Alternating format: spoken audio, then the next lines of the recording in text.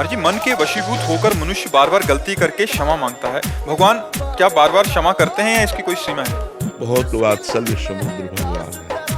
अगर वो क्षमा न करे तो हम लोगों की दुर्गति हो जाए, क्योंकि बिल्कुल सत्य बात है कि ना चाहते हुए भी मन हमको जबरदस्ती गलत करवा देता है। 3 ऐसी बातें हैं जिनमें मनुष्य को महासुख की अनुभूति जैसा लगता है।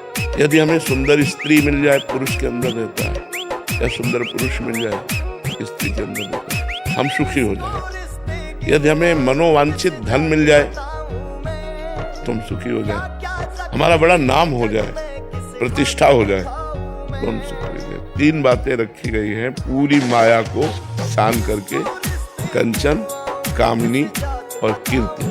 जब विवेक प्रकट हो जाएगा तो सही पूछो, कौन सी ऐसी वस्तु है जिसके लिए हम नियम तोड़ दें? सबसे बड़ा संसार का सुख काम सुख रखा गया है। जिन स्थानों को स्पर्श करके हम साबुन और रज से हाथ धोते हैं, उन स्थानों में हम अपनी पवित्रता और अपने नियम को तोड़ करके मन के अधीन हो जाते हैं। इसलिए मामेवे प्रपद्यन्ते मायामेतां तरन्ति, श्री भगवान कहते हैं मेरी शरण में हो जाओ, मेरा नाम जप करो, मेरे में मन लगाओ, जीत जाओ।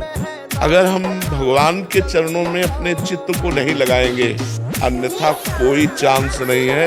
आप कसम खा लो, चाहे गंगा की, चाहे राम की, चाहे हरि की, चाहे माँ की, किसी की भी कसम खा लो, ये सब तोड़वा देगा। जब ये अपने आप में आएगा ना, तो जैसे हाथी है ना, हर जंजीर को तोड़ देता है, ऐसे मन मत वाला गजराज है, ये तोड़ करके जबरदस्ती विषयों में गिरा ही देगा।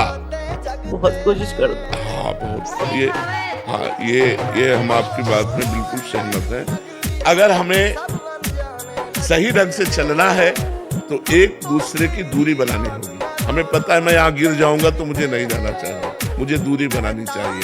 तो ऐसे ही गृहस्थ धर्म में है कि अपनी पत्नी से केवल अपना भाव रखे, अन्य माताओं बहनों के प्रति पवित्र भाव रखे, और एकांत में कभी उनसे ज्यादा देर ना मिले, नहीं तो मन हमारा बड़ा चंचल है, वो कभी खराब होकर के गलत आचरण कर ही सकता है। इसलिए साधना के द्वारा, इसे भजन के द्वारा रोका जा सकता है, दूसरा कोई उपाय नहीं। बड़े बड़े ऋषि मुनियों को ये भ्रष्ट कर देता है मन।